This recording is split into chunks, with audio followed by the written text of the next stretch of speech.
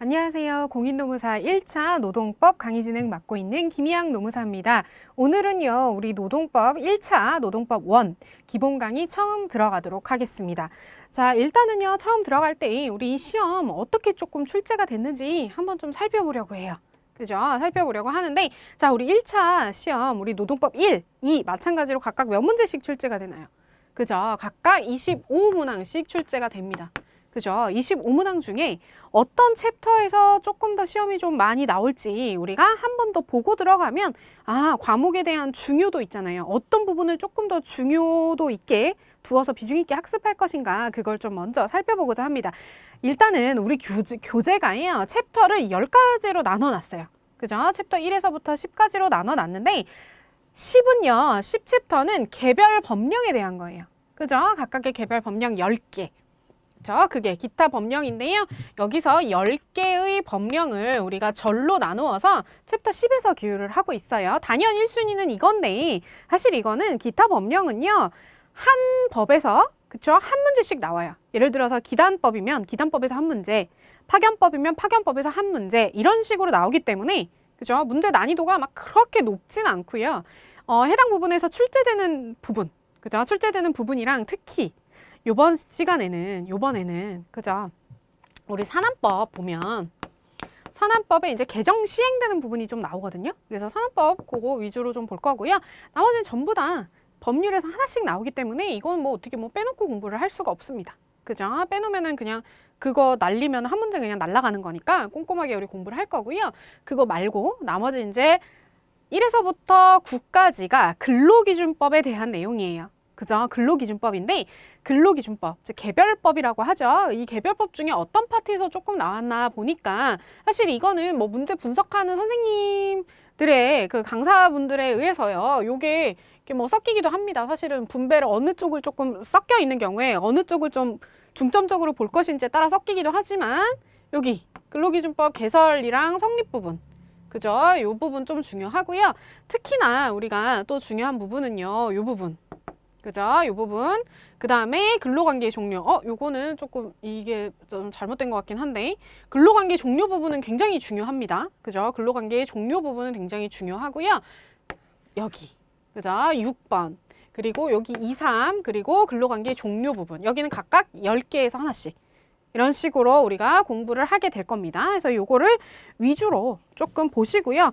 그러면 우리가 챕터에서 보시면 여러분 목차에서도요. 그죠? 목차에서도 어떤 부분이 좀 중요할지 미리 조금 배분을 좀 해 놓으세요.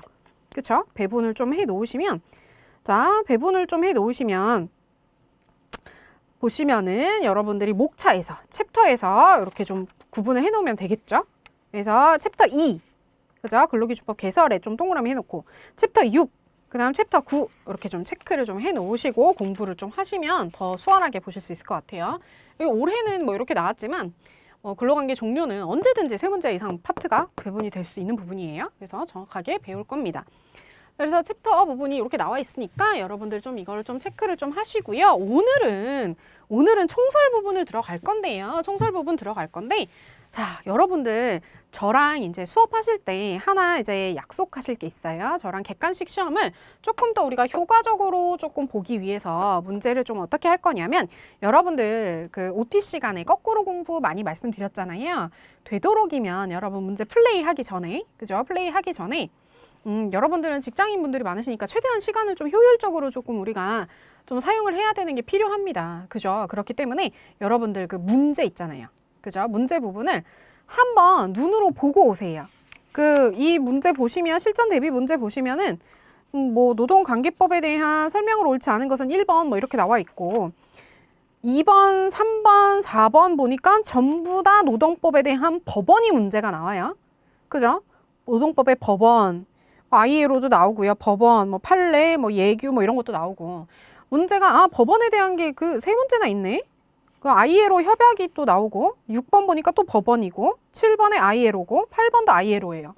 자, 그러면 우리가 이걸 봤을 때 제가 수업을 할 때도요. ILO 하고요. 법원. 이 부분이 뭐 문제가 굉장히 집중되게 나오는구나. 그죠? 이거 알 수 있어요. 그러면 여러분들이 이거 보고 나서 문제를 할 때 지금 첫 시간이니까 좀 잔소리를 하는 거예요. 자, 예를 들어서 여러분들 보시면 3절 보실까요? 3절.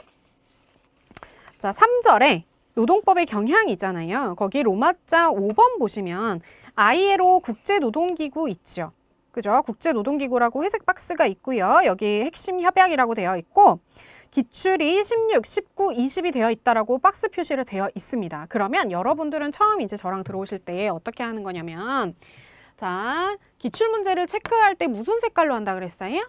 주황색으로 저는 했다고 했잖아요. 여러분들 뭐 색깔 표시는 여러분들 마음대로 하시고 기출을 따로 체크하는 게 중요해요. 제 말은 자, 챕터별로 우리가 처음에 이제 공부를 시작할 때 그죠? 공부 시작할 때 막상 마음 잡고 공부하기가 쉽지가 않잖아요. 그러면 이거는 놀이식으로 하는 거예요. 색칠 공부하듯이. 자, 먼저 뭘 하냐면 일단은 문제 챕터별로 뭐가 나왔는지 아까 거꾸로 공부 그거 먼저 하셔도 좋고 색칠 공부 먼저 하셔도 좋아요.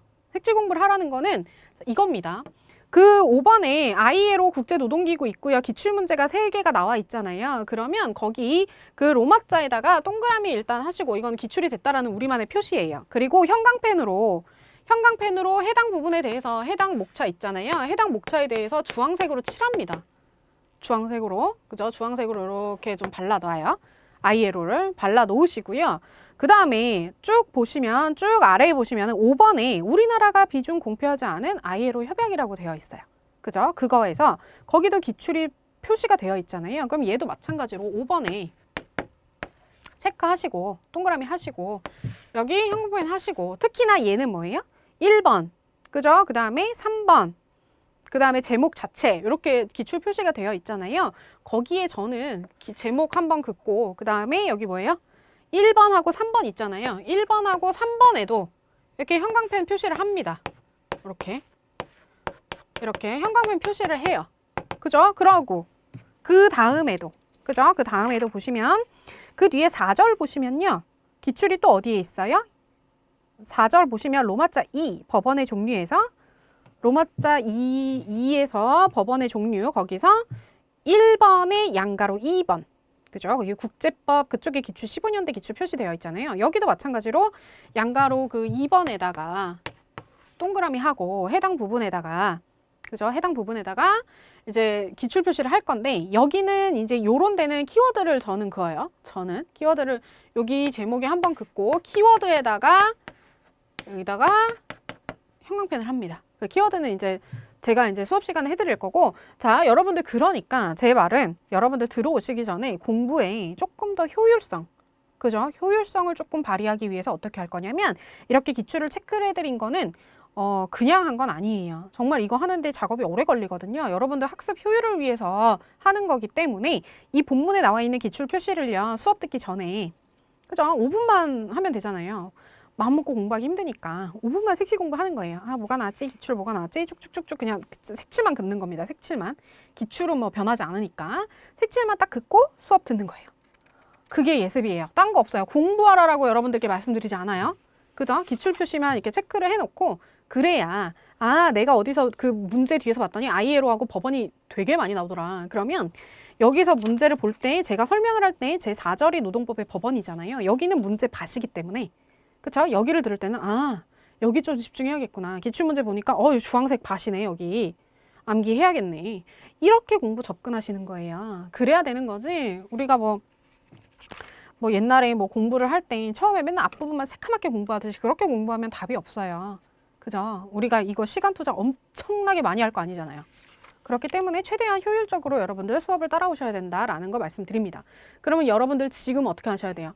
지금 첫 시간이니까 첫 시간에는 뭐 특별하게 여기서 중요한 부분은 아까 법원이랑 ILO밖에 없어요. 암기하셔야 될 부분이. 그렇기 때문에 뭐 여기는 못 하셨다고 하시면 다음 시간에라도 해당 챕터 부분에 대한 거 저는 한 챕터 단위로 하시기를 권해드려요.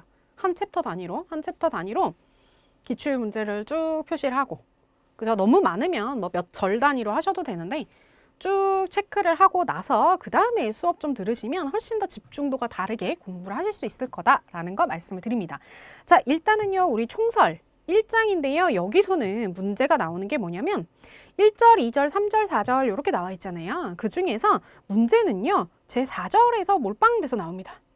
그죠? 제 4절에서 많이 나와요. 4절에서 많이 나오고 나머지 1절, 2절에 대한 내용은요. 이해 위주로 그냥 들으시면 돼요. 들으시면 이게 뭐 틀리지 않으니까 이해 위주로 들으시고요. 오히려 이제 뒤에 가서 뒤에 우리 노동법 2, 그죠? 노조법을 기반으로 한 집단법 배울 때 그때 또 앞부분에 총설 부분이 또 나와요. 그때는 노동 3건을 하면서 요 내용에 대한 조금 더 다른 편면으로 조금 더 자세하게 공부를 할 거거든요. 근데 거기 나와서 또 나오니까 일단 중요도는 제 4절 그쪽에 있구나. 자, 봅니다. 처음에 이제 저랑 공부할 때는요. 처음에 웬만하면 목차 위주로 큰 그림을 먼저 잡고 들어갈 거예요. 큰 그림을 잡고 어떤 부분을 조금 우리가 더 집중해서 보아야 된다라는 거를 보고 나서 본문을 들어갈 겁니다. 자, 그러면 총설에서는 절이 지금 4개로 나눠져 있고요. 기출문제 우리가 기출문제 체크했다 그러면 여러분 1절에는 체크된 거 하나도 없고요. 그죠? 그 다음에 2절에는 체크된 게 없어요. 그리고 드디어 3절 들어갔을 때 ILO. 그죠? ILO에 있고 그 다음 4절 넘어갔을 때 법원이 기출이 쫙 나옵니다. 그럼 상대적으로 3절, 4절 중요하구나. 1절, 2절은 가볍게 듣고 이해하면 되겠구나 라고 들어가는 거예요. 자, 그 대신에 노동법의 개념과 특수성 할 때 노동법이라는 개념이 예전에 우리가 근대 시민법이랑 어떠한 측면에서 차이가 있는 건지 그거는 여러분들이 이해를 하셔야 되는 부분이에요. 그래서 그거는 1, 2절 이 부분은 제가 노동법의 개념과 노동법의 특수성 특히나 옛날 근대 시민법과 뭐가 다른지 이해를 하셔야 됩니다. 근대 시민법과 차이가 있는 점. 그죠? 어떻게 수정되었나? 여러분 부정이 아니에요. 자본주의를 부정하거나 근대 시민법의 원리를 모두 다 부정하고 있는 게 아닙니다. 수정을 하고 있는 거예요. 그래서 어떻게 수정하고 있는지가 우리가 법을 보면서 표 설명해 드릴 때 이해가 가면 되는 거예요.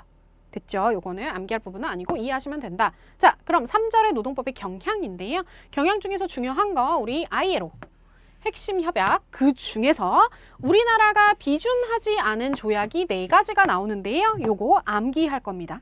요거는 암기를 할 거예요. 해당 부분에. 자, 그 다음 제4절의 노동법의 법원인데요. 여기 법원은요. 얘랑 연결되는 부분이 있습니다. 얘랑 연결되는 부분이 있어요. 자, 노동법의 법원이라고 하는 거는요. 법의 이 원자예요. 자, 법원, 즉 법의 존재 형식, 그죠? 법의 근원, 요걸 얘기하는 거예요. 노동법의 법의 존재 형식이 뭔가, 근원이 뭔가, 판단에 대한 근거. 즉, 우리가 이거를요 어떻게 쉽게 얘기하면 되냐면 이해를 하면 되냐면 존재 형식이라고 하니까 어려울 수 있잖아요. 그러면 여러분들이 쉽게 생각했을 때 재판을 할 때 우리가 이러한 노동 사건에 대해서 케이스에 대해서 우리가 뭔가 다툴 때 요거 판단의 근거 요거를 조금 이게 뭔가라고 생각을 하면 좀 쉬워요. 그죠? 그래서 법원이 아닌 것들을 암기하는 게 중요합니다. 법원이 아닌 거, 법원으로 인정되지 않는 거를 암기를 해야 됩니다. 즉 그래서 법원이 아닌 거는요. 여기 행정해석이다라고 적혀져 있는데요. 행정해석. 이거는 암기하시는 거예요. 종류는 행정해석은 법원이 아니고요. 우리 판례, 대법원 판례. 뭐 전원합의체 판례라고 해서 갑자기 법원성이 생기고 이런 거 아니에요. 판례. 법원성 인정하지 않고 있습니다. 우리나라 대륙법 체계이기 때문에. 자, 판례 인정되지 않고요. 그 다음에 중요한 게 이거예요. 우리나라가 비준하지 않은 조약. 요거는 법원성이 부정이 됩니다. 우리나라가 비준하지 않은 조약. 비준한 조약은 헌법에 의해서 법원성 인정이 되는 거예요. 그죠? 이렇게 들어가는 거고요. 그 다음 법원의 우선순위가 나옵니다. 법원의 우선순위가 나올 건데 요거 우리 기출풀이 특강 여러분들 안 들으셨으면 한번 들으시고 나중에 수업 다 기본 강의 끝나고 나서 또 한 번 들으시는 거예요. 기출 특강은. 그때 2번째 들을 때는 속도 좀 빠르게 하고 들어도 되잖아요. 그죠? 그렇게. 거기서도 설명을 드렸지만 요거는 우리 암기할 겁니다. 자, 법원에 대한 효력의 우선순위라고 하는 거는요. 여러분 우리 법은 헌법이 제일 우선순위에 있죠. 헌법이 제일 상이죠. 그래서 헌법에 근거해서 뭐 헌법으로 인해서 위임 받아가지고 법률들이 뭐 생기기도 하고요. 그죠? 그게 대표적으로 우리가 오늘 배울 근로기준법, 노조법도 마찬가지고요. 헌법에 있어서 근거를 가지고 이제 나오는 건데, 자 그래서 자 헌법은 가장 우선순위에 있고 얘는 너무 당연한 거니까, 그쵸? 헌법이 가장 우선순위에 있고 저기서부터 나오는 거예요. 법령, 법률, 그 다음에 시행령까지 다 들어가는 거죠. 법령, 그 다음에 법. 그 다음에 단체 협약. 그쵸? 단체 협약. 그 다음에 그쵸? 취업 규칙. 취규. 그 다음에 근로계약이에요. 그쵸? 이래서 우리가 할 때 법, 단, 취계 해가지고 우리가 효력 순위를 외웁니다.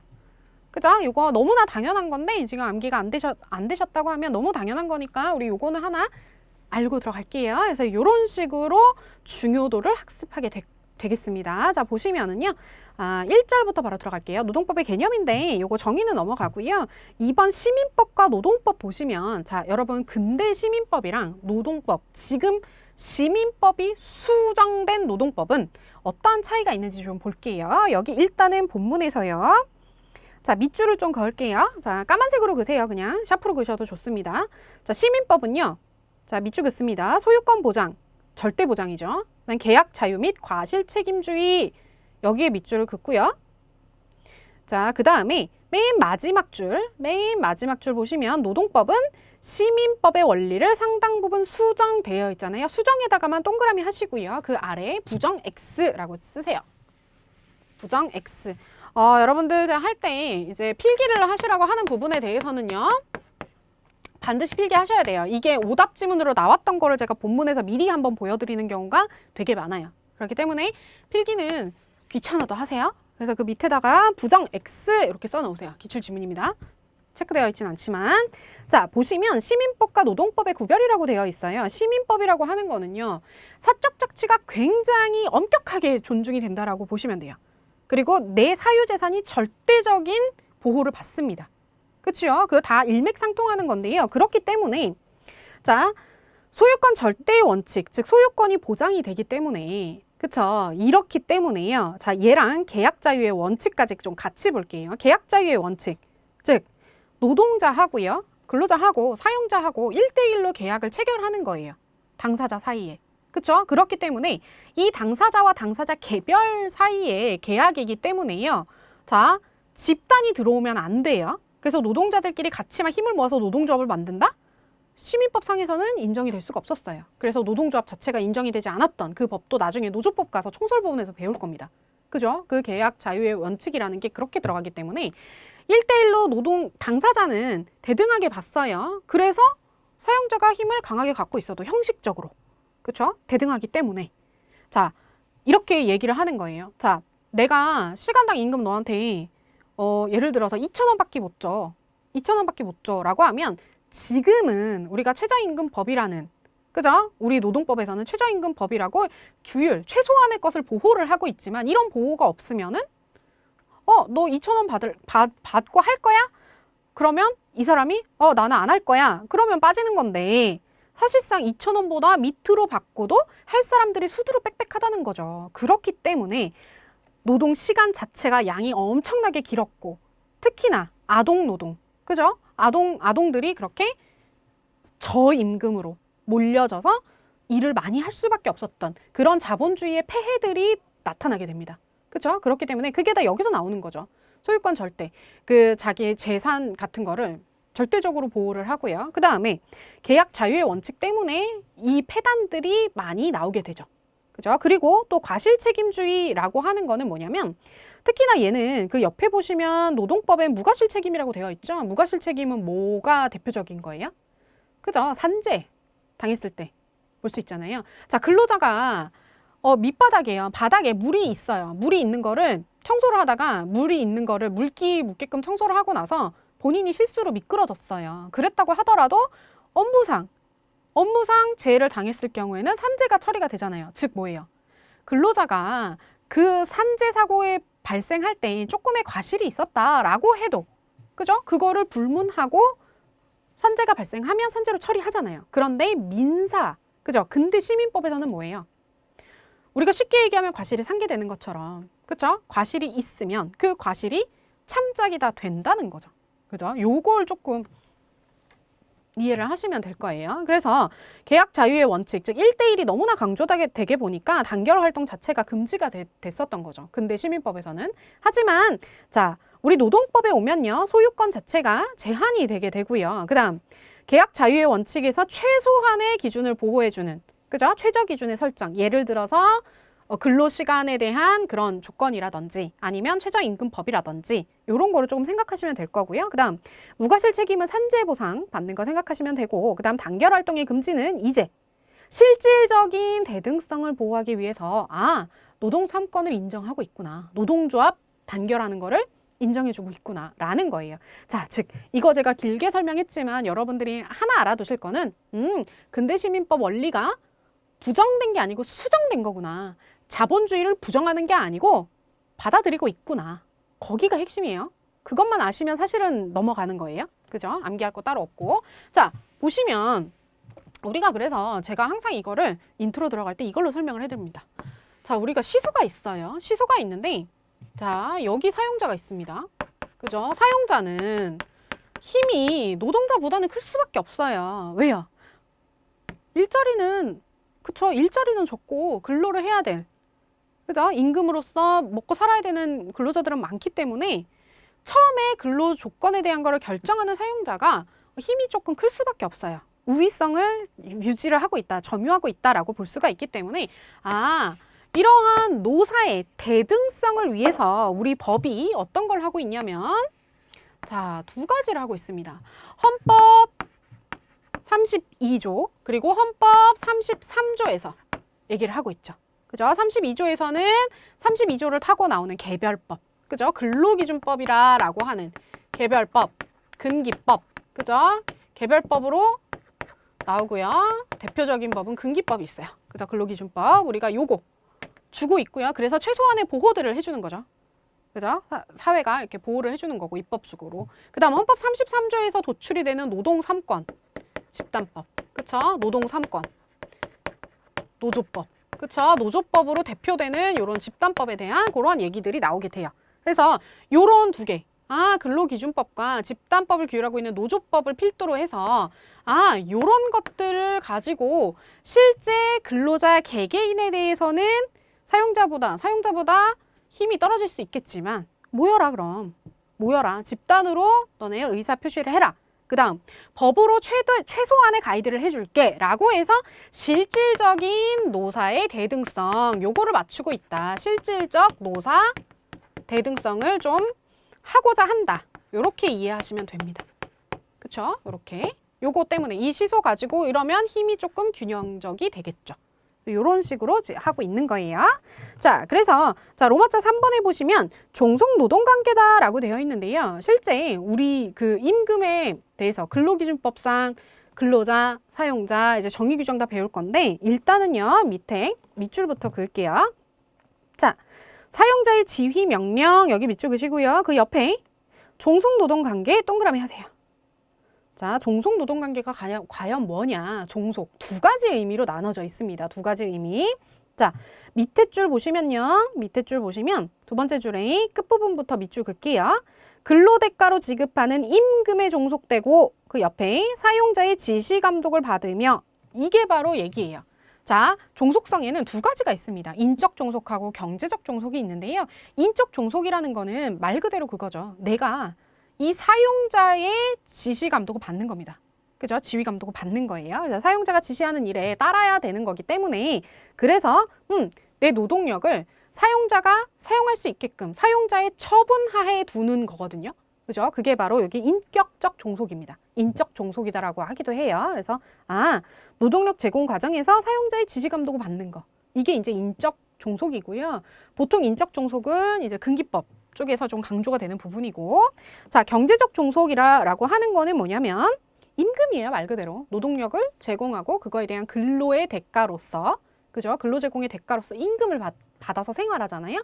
그거를 바로 경제적 종속이라고 얘기합니다.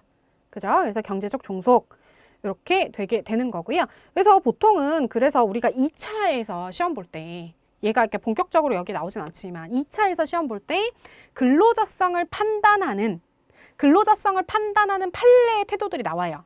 그죠? 판례가 뭐 여러 가지 사용 표시를 다 내고요. 판단 요소들을 다 내고 그 다음 우리가 근로기준법상 근로자 사용자, 노조법상 근로자 사용자 배울 건데 여기에 있어서 이제 어떠한 개념들이 조금 더 중요하다라고 나타나는 게 그 검토에 나와 있는 내용이에요. 그래서 검토의 내용을 외우실 필요 전혀 없어요. 아직까지. 외우실 필요는 없고요. 일단은 노동이라는 건, 종속 노동이라는 거는 인적 노동, 경제적 노동 다 들어가는 거, 종속 다 들어가는구나. 이렇게 아시고 검토에 나와 있는 거는 자, 맨 마지막 줄 보시면 두 번째 줄 끝부분 보시면 개별적 근로관계법규에서는 인격적 종속성, 그 옆에 노조법 등 집단적 노사관계법규에서는 경제적 종속성. 여기까지만 일단 밑줄 그세요. 그죠? 여기까지만 일단 밑줄 긋고요. 요 내용은 우리 2차 때 판례를 좀 자세하게 보면서 좀 공부를 할 거예요. 일단 여기는 1차에서는 암기하실 필요는 없는 부분입니다. 자, 넘어갈게요. 자, 노동법의 이념과 목적인데요. 요거 보시면 자, 근기법 제1조에 자, 처음에 여기 나와 있죠. 헌법에 따라. 헌법 몇 조? 여기 따라서 32조에. 그죠? 근로의 권리, 근로의 의무, 그 다음 법률로 정한다. 이게 32조에 있었잖아요. 그거 타고 나오는 거예요. 그래서 근로조건의 기준을 정해서요. 이렇게 기본적 생활 보장하고 향상시키는 요게 목적이 있고 여기는 밑줄 긋지 말고 넘어가세요. 자, 그 다음 노조법 1조에서 보시면 얘도 마찬가지로 헌법에 의한 나와 있죠? 이 헌법에 의한이 뭐예요? 그죠? 33조. 근로 3권. 그거 얘기하는 거잖아요. 자, 헌법에 의한 근로자의 단결권, 단체 교섭권 및 단체 행동권. 요거를 규율하고자 그죠? 나온 거고요. 거기에다가는 밑줄 하나 할게요. 자, 어디다 밑줄 긋냐면 근로조건의 유지 개선과 근로자의 경제적, 사회적 지위 향상 여기. 자, 이게 바로 우리가 단결권 있고요. 그 다음 노동조합을 결성을 해서 자주적인 근로자 단체인 노동조합을 달성해가지고 하려는 목적이 뭐예요? 목적이 바로 그 밑줄 그은 부분. 그죠? 근로자의 자 보장해서 근로 조건의 유지 개선과 근로자의 경제적, 사회적 지위 향상. 요걸 목표로 하는 거예요. 그렇기 때문에 노조법에서 나올 그 노조의 소극적 요건이라든지 이런 것들이 다 여기를 보면 도출이 될 수가 있는 거죠. 뭐 하려고 하는 거예요? 내재적 한계를 가지고 있는 거예요. 이게. 노조는 뭐 하려고 해야 된다? 그쵸? 요 근로조건 유지 개선, 사회적, 경제적 지위 향상 요걸 목적으로 하는 단체가 노동조합이에요. 그쵸? 요거 하나 보시면 되고요. 자, 여기까지 보시면은 1절은 여기까지 보시면 충분해요. 그죠? 다시 한번 정리하면 종속성. 그죠? 종속성 하나 있고 그 다음에 근대 시민법 원리를 부정한 게 아니고 수정한 거다. 이 정도 알아두시면 좋답니다. 그리고 뭐 구체적으로 노동 3권에 대한 건 그 노조법 총론 부분에서 배울 거예요. 자, 그 다음 노동법의 특수성인데요. 요거 이해만 합니다. 이해만 큰 제목만 보세요. 공법과 사법의 교차다. 이건 무슨 소리냐면 자, 시민법 체계의 사법적 원리의 모순을 극복하기 위해 바로 이게 계약 자치의 원칙, 그죠? 계약 자유의 원칙 이런 것들을 엄격하게 시민법에서 하다 보니까 각종 폐단들이 나온다고 했잖아요. 요걸 수정하기 위해서 한 거예요. 그죠? 그 내용을 얘기를 한 겁니다. 그래서 공법과 사법의 교차 영역들을 규율하고 있다라는 내용이고요. 그 다음 노동의 특수한 상품성. 요거는 노동이 근로 제공의 대가로 임금을 받는 거긴 하지만 다른 상품이랑 똑같이 볼 수는 없죠. 노동은 인격권이라는 그런 특수성이 있는 겁니다. 그렇죠? 이런 특성이 있고요. 그 다음에 실질적 평등과 배분적 정이 나와 있는데 이게 근대 시민법에서는 형식적인 평등이었죠. 그렇기 때문에 사용자와 근로자가 둘이서 근로조건 합치하면 그거대로 하는 거예요. 그러니까 이 사람 시급이 1,000원이든 2,000원이든 6시간을 하든 12시간을 하든 그쵸? 본인이 합치된 대로만 하면 아무런 제재를 가하지도 않았기 때문에 그게 폐단으로 문제가 발생하게 된 거죠. 그렇기 때문에 그 실질적인 대등성 그걸 좀 보완하고자 이렇게 실질적인 노사 대등성을 좀 보완하기 위해서 이렇게 수정을 해놓은 거예요. 그쵸? 이렇게 됐다라는 거 좀 생각을 좀 하십시오. 사실 그게 제일 크죠. 근로자 집단이 들어오게 됐다라는 거. 그쵸? 자, 그 다음 로마자 4번에 보시면 집단 자치의 존중인데요. 이건 노동조합 생각하시면 됩니다. 노동조합. 여기에 노동조합 그 집단적 자치를 존중을 하기 때문에요. 보시면 자, 이거는 그냥 한번 좀 볼게요. 자, 예로서 이거는 암기하실 거 아니에요, 여러분. 자, 취업규칙의 불이익 변경 시에 근로자 집단의 동의 요구. 이게 뭐예요? 취업규칙을 변경할 때는 특히나 불이익하게 변경할 때는 근로기준법 94조에 의해서 그쵸? 근로자 과반수의 동의를 얻어야 됩니다. 그죠? 이게 바로 집단적인 의사가 포함이 되는 들어있는 그러한 조항이라고 볼 수가 있고요. 그 다음에 근로시간 휴식제도에서 근로자 대표와 서면 합의하는 거. 이게 뭐 있어요? 그쵸? 우리 그 유연근로제 할 때 근로자 대표의 서면 합의가 많이 나오게 될 거예요. 그죠? 원래는 하려고 그러면 개인 대 개인으로 하면 되지만 그게 아니라 집단의 힘을 빌어서 조금 더 실질적 대등을 조금 더 맞춰주려는 그러한 제도로서 이해를 하시면 됩니다. 그 다음에 보시면 자 이런 식으로 좀 보시면요. 그 세 번째 줄부터 볼게요. 최저 기준 정해가지고 근로관계에 개입은 해요. 법으로 좀 가이드를 하고 있죠. 최소한 수준을. 이렇게 하지만 노동 3권을 보장해서 노사대 등을 통한 단체 협약 이걸 통해서 우리가 근로기준법보다 또는 노조법보다 더 상위의 조건들을 협약으로 자체적으로 할 수 있잖아요.